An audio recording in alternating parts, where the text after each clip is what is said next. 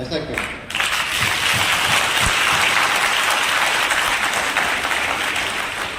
मुझे यहाँ बताया गया था, एसपीसीबी साहब ने मुझे बताया था आज कि आज हमारा प्रोग्राम हो रहा है। गुजरी गुजरी महिलाएं बहुत सारी हैं जिनसे डर के शराब, जुआ और घरेलू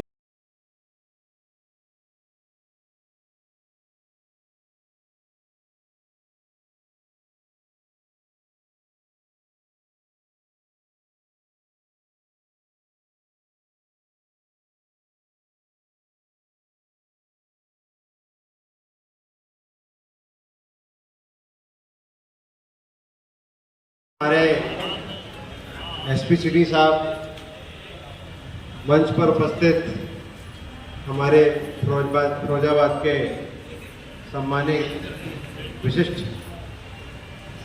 नागरिकगण, इन्होंने दूर दराज गांवों में, देहातों में और ऐसी जगहों पर जहां पर पुलिस की व्यवस्था तत्काल नहीं होती है, वहां पर हमारी ये बहनें हाथों में लाठियां लेकर के काम करती हैं। और जहां भी इनको आवश्यकता पड़ेगी, प्रशासन ने भी इनको आश्वस्त किया हुआ है कि आप लोग जो है कानून हाथ में ना लें, लेकिन जो है बचाव कार्य में महिलाओं की सुरक्षा के लिए, जागृति के लिए जो है काम करें, और ये लगातार कर रही हैं। इनका हम लोग हार्दिक स्वागत करते हैं, अभिनंदन करते हैं। महिला जागृति यह ऐसा शब्द है कि जैसे कि कल हमारे कप्तान साहब ने भी एक जगह कहा था कि जागृति का मतलब है जगाना।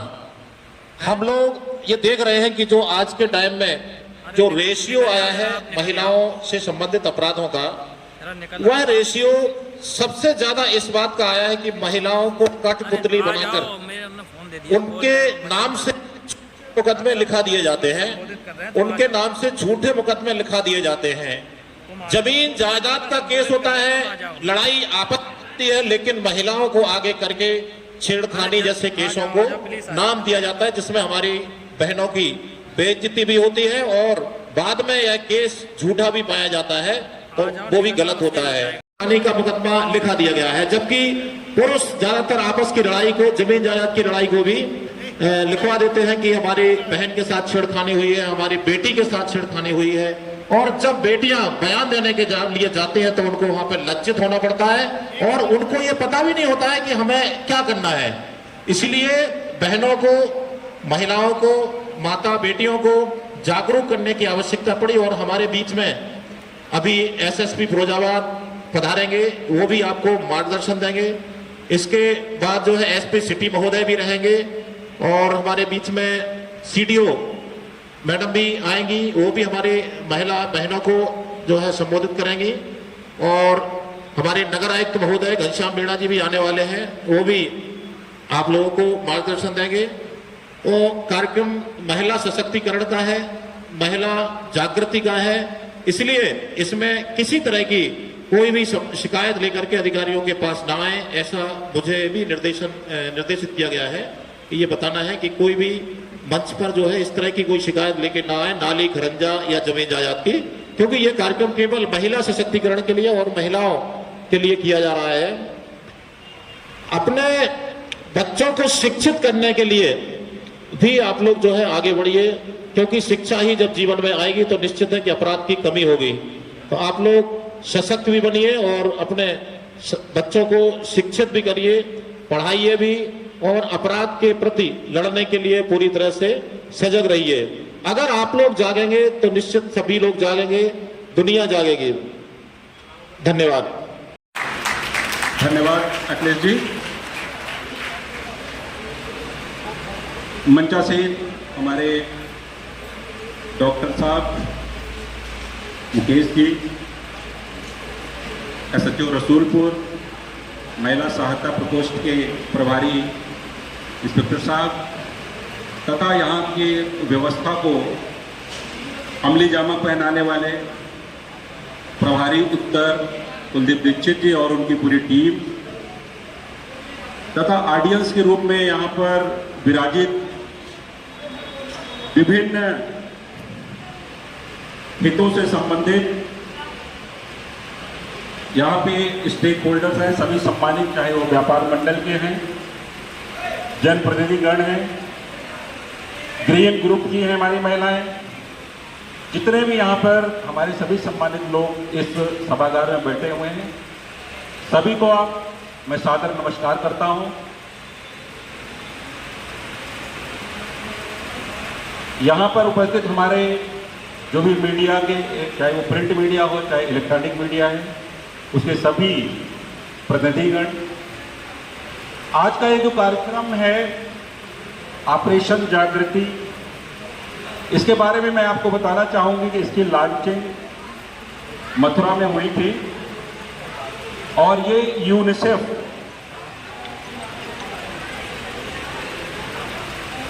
कृपया आप लोग शांतिपूर्वक बैठ जाएं। उसका वैचारिक परिवर्तन, हृदय परिवर्तन आपने कर लिया तो मेरा यह कार्यक्रम सफल हो गया है।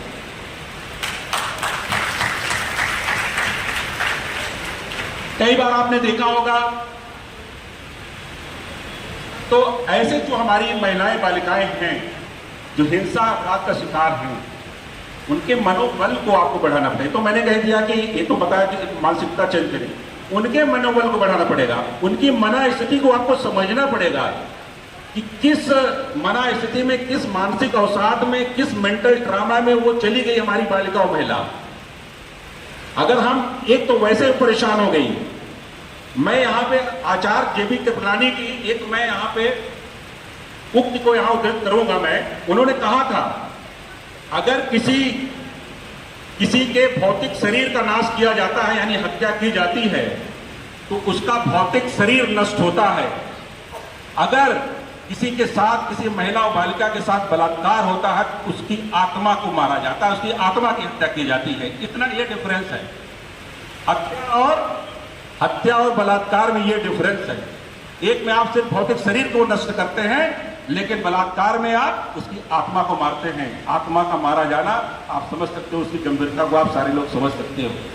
मेरा आप सभी से निवेदन है कि ऐसी जो भी हमारी बालिकाएं हैं, महिलाएं हैं, उनकी हम कैसे काउंसलिंग करें, कैसे उनके मनोबल को बढ़ाएं, कैसे उन्हें हम मुख्य धारा से जोड़ें, जिससे कि उनका जो आगे का जीवन है उसमें उनको निराशा ना दिखे, ऐसा ना लगे कि उनके पास अब मरने के अलावा कोई विकल्प नहीं बचा है।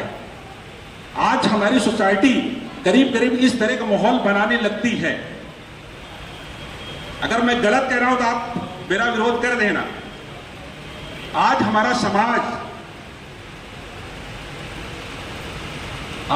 समाज एक तो वैसे ट्रामा में है, वो वैसे ट्रामा में है, उसके ऊपर अपने कमेंट से, अपनी टिप्पणियों से उसे और हम दबा देते हैं, जिससे कि उसे अपना भावी जीवन ऐसा लगता है कि यार अब ऐसे जीने से क्या मतलब है, फिर उसे सामने कोई विकल्प नहीं बचता है।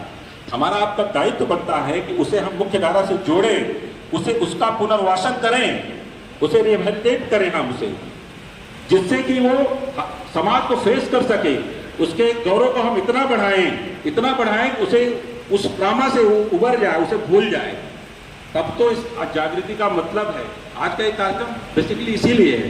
कानून संविधान तो बहुत बने हुए हैं, बट जब तक हमारे अंदर मानसिक और वैचारिक परिवर्तन नहीं होगा, मुझे नहीं लगता है कि इसका कोई लाभ मिल पाएगा। दूसरी बात आती है, उस सच्चाई को हमारा समाज स्वीकार करने की स्थिति में नहीं है। बहुत मैं खुले मन से कह रहा हूं, हो सकता आप सहमत हो सकता आप सहमत ना भी हो। हमारा समाज बंद समाज है, रूढ़वादी परंपरावादी समाज है। जबकि होता क्या है कि आप देखिए कि 10 साल के बाद चाहे बालक हो चाहे बालिकाएं हों, उनके अंदर जैविक परिवर्तन, बायोलॉजिकल चेंजेस, हार्मोनल चेंजेस, मानसिक परिवर्तन, ये सारी चीजें आना शुरू हो जाती हैं। उनके विचारों में भी बहुत उतार चढ़ाव होता है। उसके बाद अपोजिट सेक्स के प्रति, विपरीत लिंग के प्रति आकर्षण स्वाभाविक है। एक हमारी एक जो फ्रेंडशिप होती है, एक मान के चलो ये स्वस्थ संबंध एक अपने आप स्वभावता प्रकट होता है, वो कोई थोपा नहीं जाता है। विपरीत लिंग के प्रति आकर्षण एक आपके क्या कहते हैं, स्वतः स्वाभाविक प्रक्रिया है। लेकिन हमारा समाज क्या है, इस प्रक्रिया के आगे बाधक बनता है, इसको स्वीकार करने की स्थिति में नहीं होता है।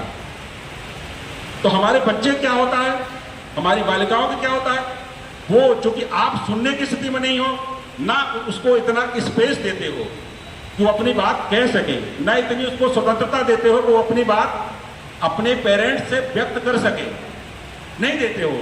लिहाजा क्या होता है? पलायन, एलोपमेंट। क्या होता है? बालक बालिकाएं भाग जाते हैं। यही तो होता है। क्यों भाग रहे हैं? इतना क्यों भाग रहे हैं? उसके पीछे कारण यही है, उन्हें अपनी बात कहने के लिए हम उन्हें उतनी स्वतंत्रता देते नहीं अपनी फैमिली में कि वो अपनी बात को, सही बात को भी आपसे व्यक्त कर सके। मेरा मानना है कि अगर आप इतनी स्वतंत्रता उनको दोगे, ये पेरेंट्स के लिए मैं कह रहा हूं, अगर आप इतनी स्वतंत्रता दोगे, क्योंकि ये स्वाभाविक प्रक्रिया है, इतनी अगर आप स्वतंत्रता दोगे तो मेरे ख्याल से जो पलायन हो रहा है उसमें 50% गिरावट आ जाएगी। मेरा इसकी गारंटी है, 50% गिरावट आ जाएगी। और 50% गिरावट का मतलब आप समझ लो कि इतने लोग मुकदमे से बच जाएंगे, मुकदमेबाजी से बच जाएंगे। इसके लिए हमको आपको मना किया था, अपने माइंड सेट को चेंज करना है, नहीं तो हम आप पलायन रोक नहीं पाएंगे। आज आपने देखा होगा कि हमारे यहां ये 300 से 400% अपराध बढ़ा है। अगर कोई अपराध सबसे ज्यादा बढ़ा है तो यही बढ़ा है। समझ रहे नहीं? लड़के लड़की भागने का कई गुना बढ़ गया है। उसका कारण यही, हमारा जो बंद समाज है, हम उन्हें परिवार में, समाज में हम उन्हें इतना स्वतंत्रता देते नहीं को अपनी बात को हमसे व्यक्त कर सके, जब ये चीज स्वाभाविक प्रक्रिया है। और ये हर चीज, यहां जितने लोग बैठे हुए हैं ना, आप अपने को बैक में ले जाइए, अतीत में ले जाइए। जब आप इस एज ग्रुप में रहे हो तो आप अपनी मना से बताइए, जितने लोग बैठे हुए हैं बताइए, आपके विचारों में उतार चढ़ाव होता था कि नहीं होता था? सबकी ये स्वाभाविक प्रक्रिया है। तो मेरा यही कहना है कि इन सारी चीजों को हमें, अब आपको जो बहुत हमने इसे कई सतह के नीचे दबा के रखा था, अब इसके बारे में भी लोगों को अवेयर करने की जरूरत है, तभी इस तरह के अपराध में हम कमी ला सकते हैं। तीसरा मैं बोलूंगा, फॉल्स एफआईआर, झूठे फर्जी मुकदमेबाजी। आज आपने देखा होगा कि हमारा जमीन संबंधी विवाद है, मकान संबंधी विवाद है, रास्ते संबंधी विवाद है, पारिवारिक विवाद है, या अन्य कोई भी चुनाव संबंधी विवाद, कोई भी विवाद मान लो, केस को हम कितना गंभीर बना दें, कितना उसे गंभीर बना दें, तो उसके लिए हम महिलाओं बालिकाओं को आगे कर देते हैं। क्योंकि मान रहे हैं कि इनके प्रोटेक्शन के लिए जो लॉ बना हुआ है उसमें पॉक्सो भी लग जाती है, अगर 18 साल से कम है, गंभीर हो जाएगी, अरेस्टिंग भी हो जाएगी, हमारा जो दुश्मन है वो खत्म भी हो जाएगा, वो जेल चला जाएगा। हम इस प्रवृत्ति के साथ काम करते हैं, जबकि ऐसा करना चाहिए क्या? मेरा मानना है कि देखिए, आप ये सारी चीज कर सकते हो, आप मेरे से भी झूठ बोल सकते हो, आसपास आपके जो दाएं बाएं बैठे हो उनसे भी बोल सकते हो, लेकिन आप अपने आप से झूठ नहीं बोल सकते हो, ऊपर वाले से झूठ नहीं बोल सकते हो। उसे सब पता है, एक दिन वो हिसाब सबका लेगा, सबको एक तराजू में तोल देगा, पूरा ले लेगा, पाई पाई का हिसाब ले लेगा। तो आप अपने आप से डरिए और ऊपर वाले से डरिए। नाली का विवाद था, मकान का विवाद था, मैंने कहा इसमें ये 2 लाइन क्या लिखी हुई है? क्या 2 लाइन लिखी है? मैंने कहा ये लिखी है 2 लाइन। अरे वो वकील साहब के पास गए थे, उन्होंने लिख दिया होगा, हमको क्या पता है। तो मैं आपको कहता हूँ कि भाई आपके घर की महिला का नाम लिखा है, इसमें इन्होंने ऐसा लिख दिया, कल के दिन मान लीजिए कोर्ट में जाना पड़ेगा, गवाही देनी पड़ेगी, तो ये आपके घर की महिला जाएंगी? आपने बताया इनको? जब भाई साहब हमको नहीं पता है, वो वकील साहब ने लिख दिया, वो तो हमारे घर की महिला को क्या पता होगा? मैं बाद में जाना पड़ेगा, नहीं तो फिर इसमें 2 लाइन काट दीजिए आप। मैं कैसे काट दूंगा इसको? ये तो आपकी दे रही है, और वकील साहब ने जो है लिखवाई है आपको, तो आप या तो सही लिख के दीजिए। तो हाँ ठीक है, तो मैं सही लिख के देता हूँ।